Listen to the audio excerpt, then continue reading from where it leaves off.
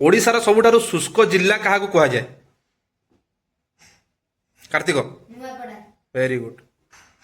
ओडिशार हाराहारी वार्षिक वृष्टिपात केते? 150 सेंटीमीटर 150 सेंटीमीटर। ओडिशार केउं जिल्लाରେ ସବୁଠାରୁ ଅଧିକ वार्षिक वृष्टिपात ହୋଇଥାଏ? कोरापुट और मयूरभंज सिमिलीपाल अंचल। ओडिशार मुख्यतः केउं मौसुमी बायु प्रभावरे वर्षा ହୋଇଥାଏ?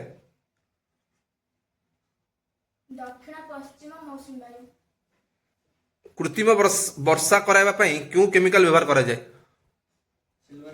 Silver iodide. अम्ल वर्षा पई मुख्यतः केउं गैस दायी?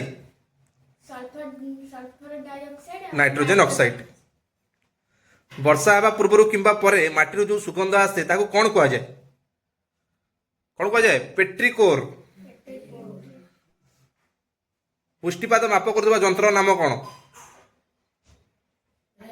वेरी गुड, रेन गज।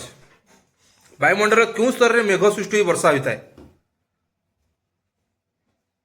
ट्रोपोस्फियर।